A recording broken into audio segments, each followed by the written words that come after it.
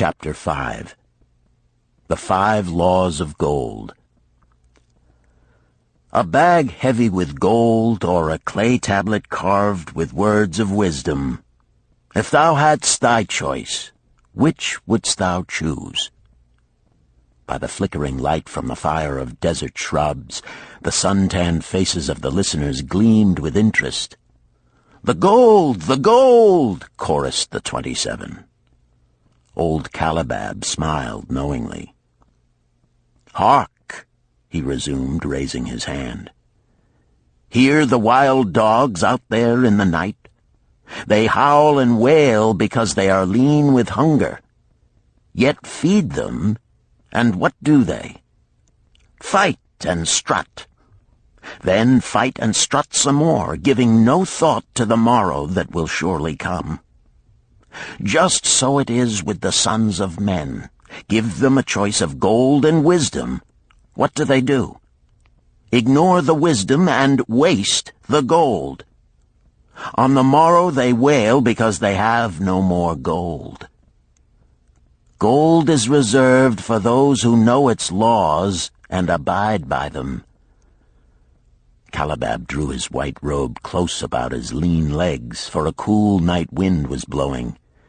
"Because thou hast served me faithfully upon our long journey, because thou cared well for my camels, because thou toiled uncomplainingly across the hot sands of the desert, because thou fought bravely the robbers that sought to despoil my merchandise, I will tell thee this night the tale of the 5 laws of gold, such a tale as thou never hast heard before.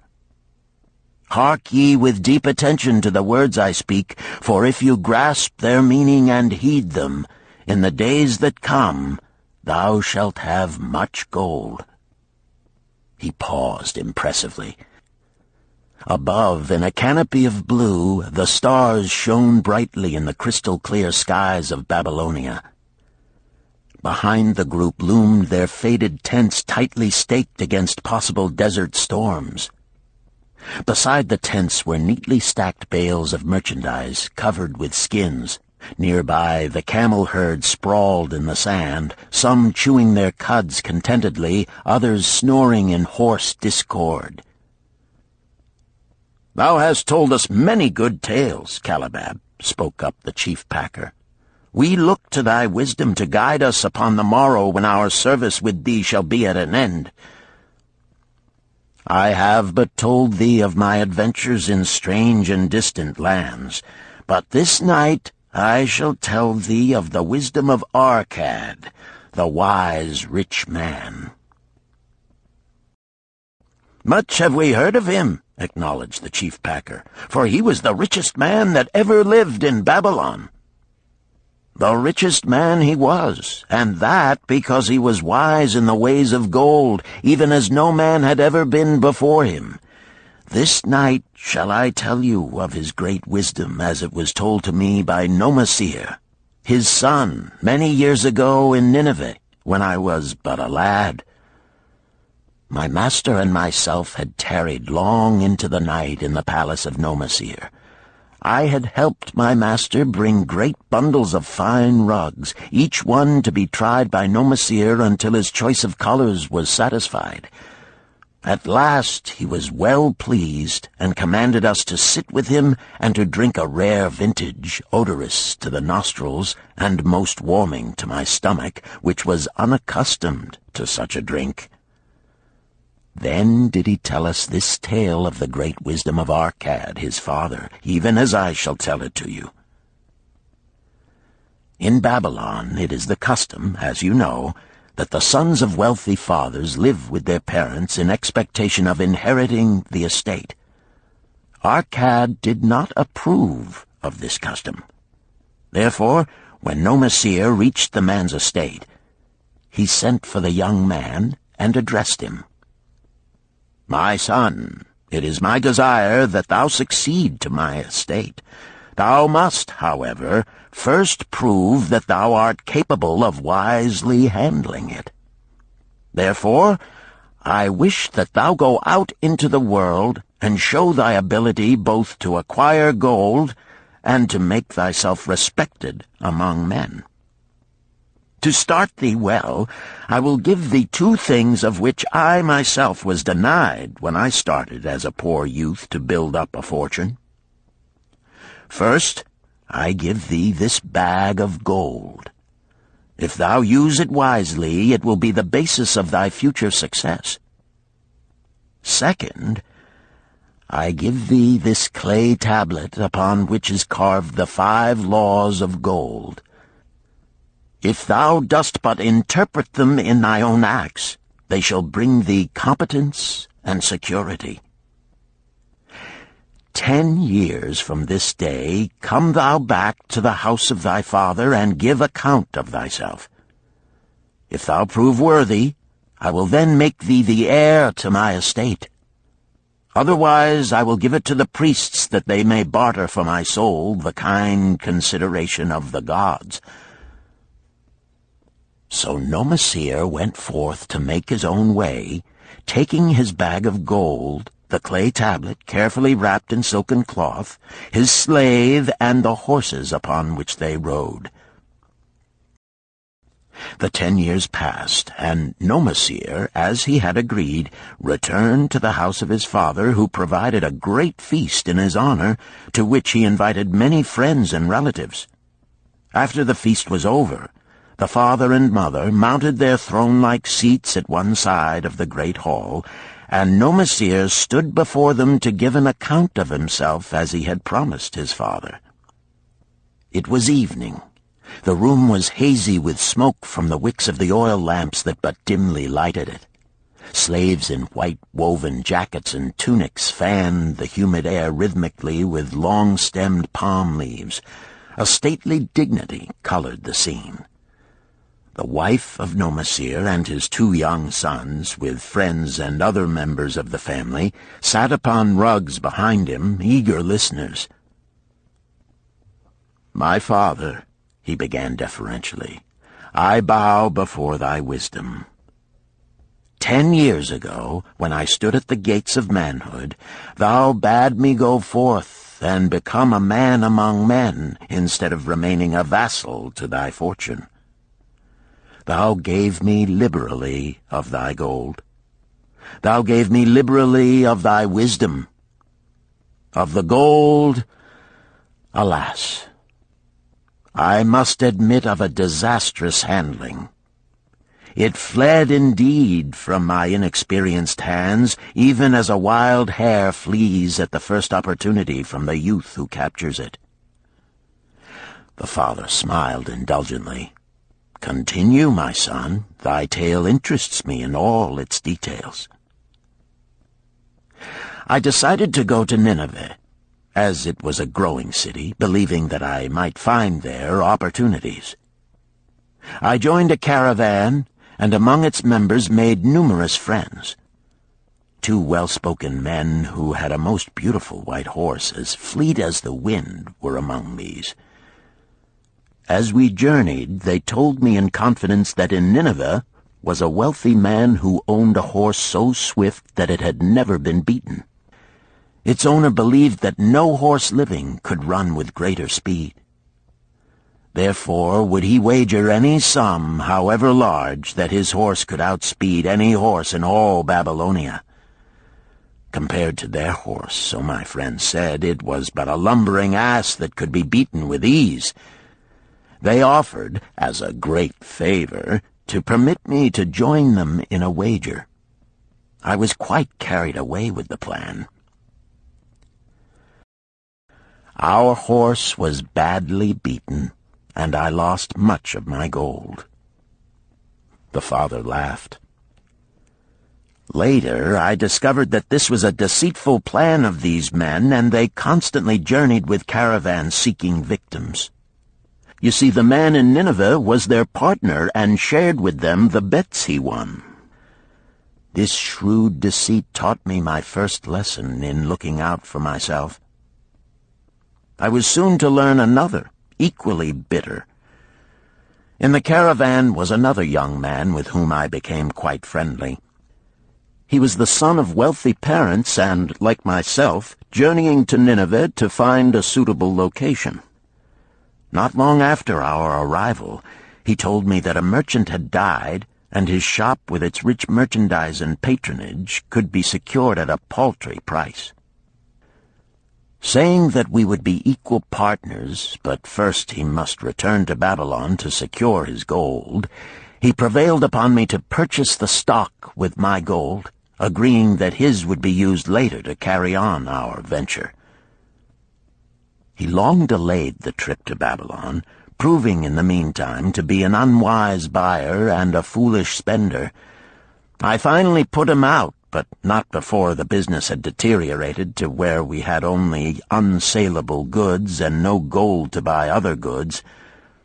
I sacrificed what was left to an Israelite for a pitiful sum. Soon there followed, I tell you, my father, bitter days. I sought employment and found it not, for I was without trade or training that would enable me to earn. I sold my horses, I sold my slave, I sold my extra robes that I might have food and a place to sleep, but each day grim want crouched closer.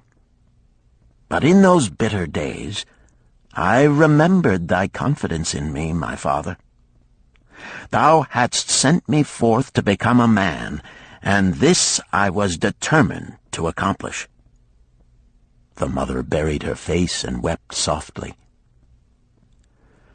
At this time I bethought me of the table thou had given to me, upon which thou had carved the 5 laws of gold.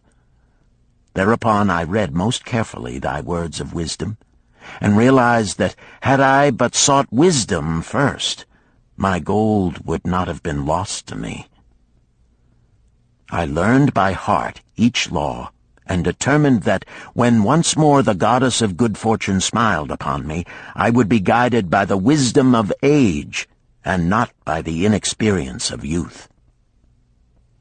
For the benefit of you who are seated here this night, I will read the wisdom of my father as engraved upon the clay tablet which he gave to me 10 years ago. The 5 laws of gold. 1. Gold cometh gladly and in increasing quantity to any man who will put by not less than 1/10 of his earnings to create an estate for his future and that of his family. 2. Gold laboreth diligently and contentedly for the wise owner who finds for it profitable employment, multiplying even as the flocks of the field. 3. Gold clingeth to the protection of the cautious owner who invests it under the advice of men wise in its handling. 4.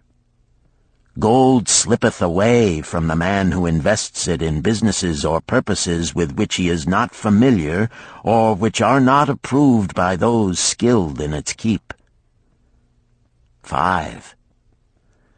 Gold flees the man who would force it to impossible earnings, or who followeth the alluring advice of tricksters and schemers, or who trusts it to his own inexperience and romantic desires in investment. These are the 5 laws of gold as written by my father.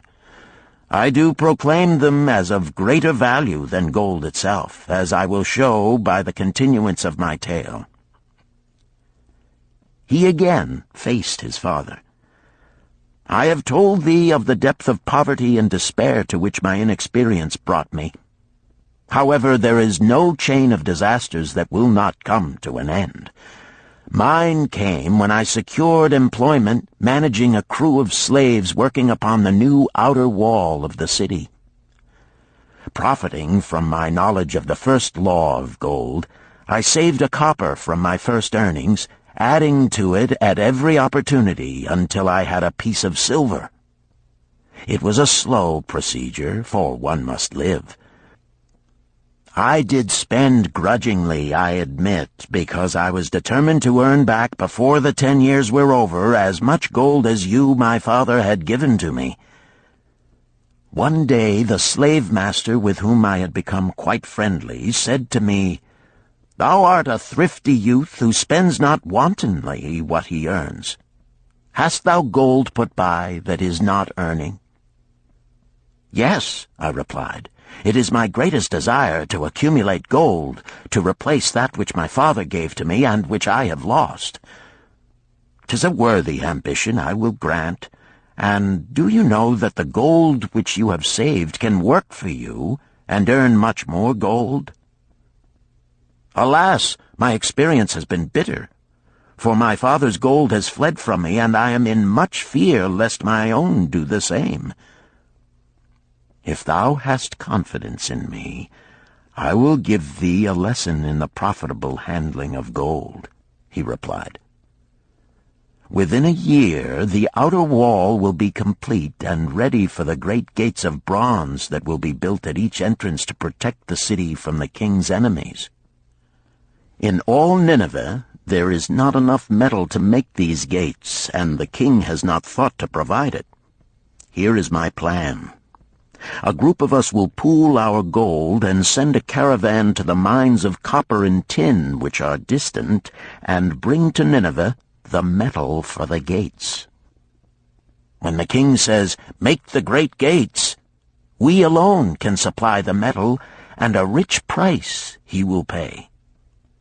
If the king will not buy from us, we will yet have the metal which can be sold for a fair price."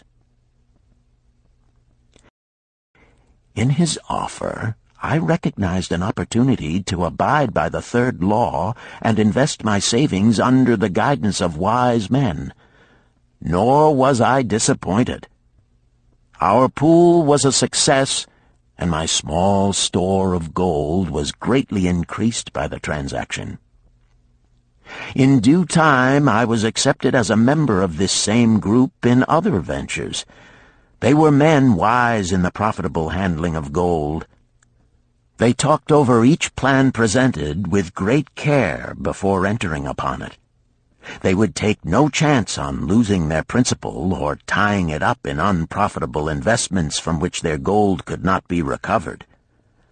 Such foolish things as the horse race and the partnership into which I had entered with my inexperience would have had scant consideration with them. They would have immediately pointed out their weaknesses. Through my association with these men, I learned to safely invest gold to bring profitable returns. As the years went on, my treasure increased more and more rapidly. I not only made back as much as I lost, but much more.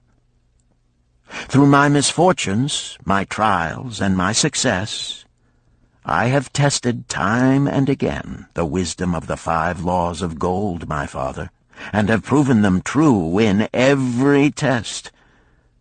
To him who is without knowledge of the 5 laws, gold comes not often, and goeth away quickly.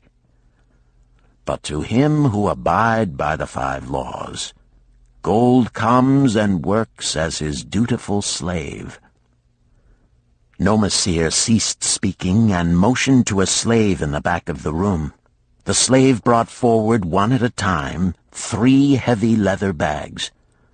One of these Nomasir took and placed upon the floor before his father, addressing him again.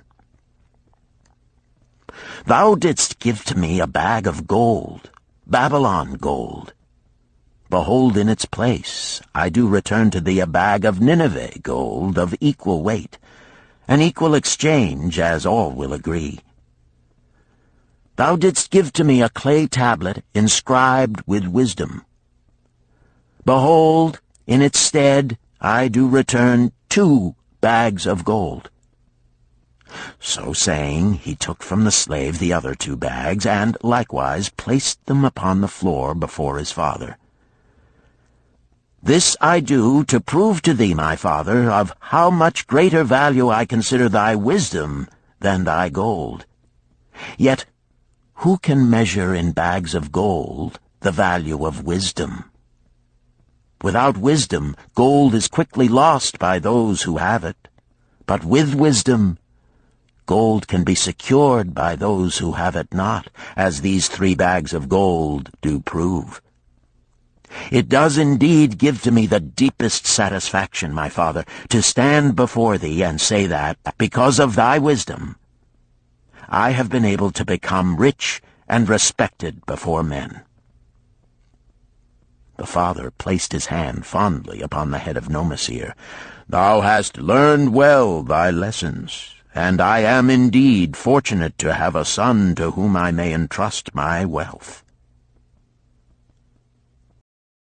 Calibab ceased his tale and looked critically at his listeners. "What means this to thee, this tale of Nomasir?" he continued. "Who among thee can go to thy father or to the father of thy wife and give an account of wise handling of his earnings? What would these venerable men think were you to say, 'I have traveled much and learned much and labored much and earned much, yet alas, of gold I have little. Some I spent wisely, some I spent foolishly, and much I lost in unwise ways'? Dost still think it but an inconsistency of fate that some men have much gold and others have naught? Then you err. Men have much gold when they know the 5 laws of gold and abide thereby. Because I learned these 5 laws in my youth and abided by them, I have become a wealthy merchant. Not by some strange magic did I accumulate my wealth. Wealth that comes quickly goeth the same way. Wealth that stayeth to give enjoyment and satisfaction to its owner comes gradually, because it is a child born of knowledge and persistent purpose. To earn wealth is but a slight burden upon the thoughtful man. Bearing the burden consistently from year to year accomplishes the final purpose. The 5 laws of gold offer to thee a rich reward for their observance. Each of these 5 laws is rich with meaning, and lest thou overlook this in the briefness of my tale, I will now repeat them. I do know them each by heart, because in my youth I could see their value and would not be content until I knew them word for word. The first law of gold. Gold cometh gladly and in increasing quantity to any man who will put by not less than 1/10 of his earnings to create an estate for his future and that of his family. Any man who will put by 1/10 of his earnings consistently and invest it wisely will surely create a valuable estate that will provide an income for him in the future and further guarantee safety for his family in case the gods call him to the world of darkness. This law always saith that gold cometh gladly to such a man. I can truly certify this in my own life. The more gold I accumulate, the more readily it comes to me, and in increased quantities. The gold which I save earns more, even as yours will, and its earnings earn more, and this is the working out of the first law. The second law of gold. Gold laboreth diligently and contentedly for the wise owner who finds for it profitable employment, multiplying even as the flocks of the field. Gold indeed is a willing worker. It is ever eager to multiply when opportunity presents itself. To every man who hath a store of gold set by, opportunity comes for its most profitable use. As the years pass, it multiplies itself in surprising fashion. The third law of gold. Gold clingeth to the protection of the cautious owner who invests it under the advice of men wise in its handling. Gold indeed clingeth to the cautious owner, even as it flees the careless owner.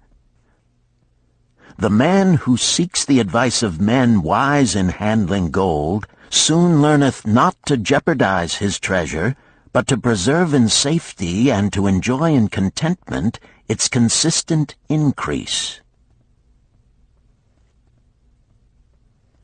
This ends Disc 2. The Richest Man in Babylon, Disc 3. The fourth law of gold. Gold slippeth away from the man who invests it in businesses or purposes with which he is not familiar, or which are not approved by those skilled in its keep. To the man who hath gold, yet is not skilled in its handling, many uses for it appear most profitable. Too often these are fraught with danger of loss, and if properly analyzed by wise men, show small possibility of profit. Therefore, the inexperienced owner of gold who trusts to his own judgment and invests it in businesses or purposes with which he is not familiar, too often finds his judgment imperfect and pays with his treasure for his inexperience. Wise indeed is he who investeth his treasures under the advice of men skilled in the ways of gold.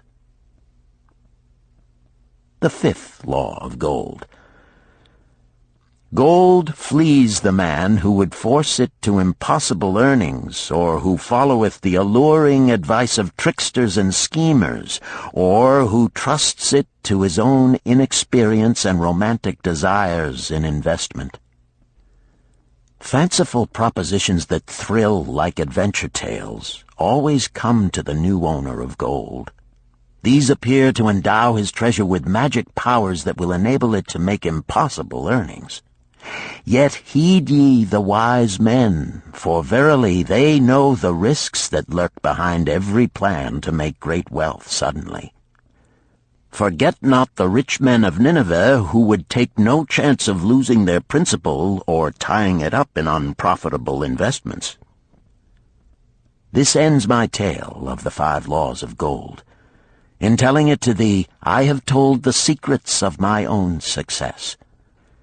Yet they are not secrets, but truths which every man must first learn and then follow, who wishes to step out of the multitude that, like yon wild dogs, must worry each day for food to eat. Tomorrow we enter Babylon. Look, see the fire that burns eternal above the temple of Bel? We are already in sight of the golden city. Tomorrow each of thee shall have gold, the gold thou hast so well earned by thy faithful services. 10 years from this night, what can you tell about this gold? If there be men among you who, like Nomasir, will use a portion of their gold to start for themselves an estate and be thenceforth wisely guided by the wisdom of Arkad, 10 years from now, 'tis a safe wager, like the son of Arkad, they will be rich and respected among men. Our wise acts accompany us through life to please us and to help us, just as surely our unwise acts follow us to plague and torment us. Alas, they cannot be forgotten. In the front rank of the torments that do follow us are the memories of the things we should have done, of the opportunities which came to us, and we took not. Rich are the treasures of Babylon, so rich no man can count their value in pieces of gold. Each year they grow richer and more valuable. Like the treasures of every land, they are a reward, a rich reward awaiting those men of purpose who determine to secure their just share. In the strength of thine own desires is a magic power. Guide this power with thy knowledge of the 5 laws of gold, and thou shalt share the treasures of Babylon.